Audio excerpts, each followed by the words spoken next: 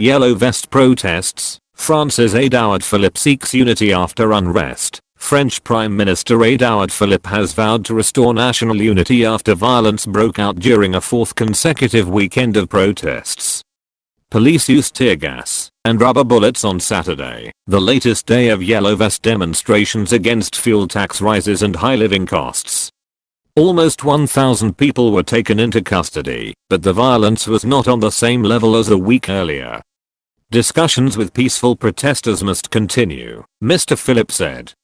He added, no tax should jeopardize our national unity.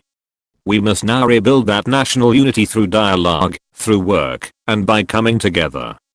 He said President Emmanuel Macron, who many protesters want to stand down, would soon put forward measures to foster this dialogue.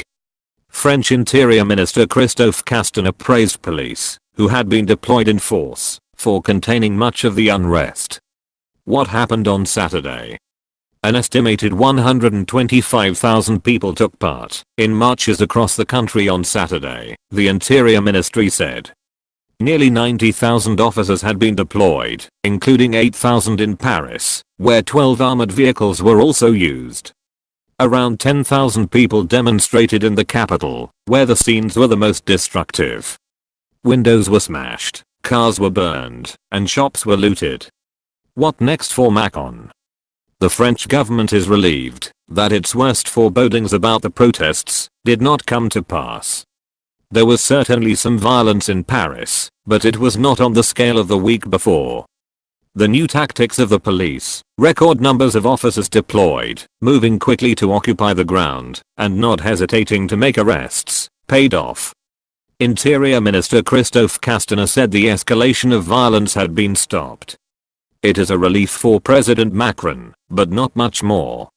He must know that the moment will be thrown away if he does not move in quickly now with ideas that go some way to satisfying the more moderate of the yellow vests.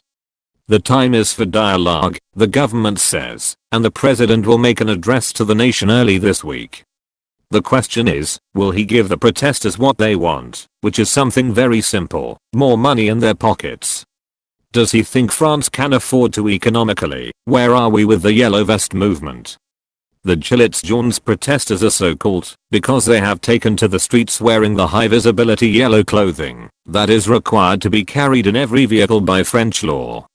Over the past few weeks, the social media movement has morphed from a protest over fuel prices to a leaderless spectrum of interest groups and differing demands.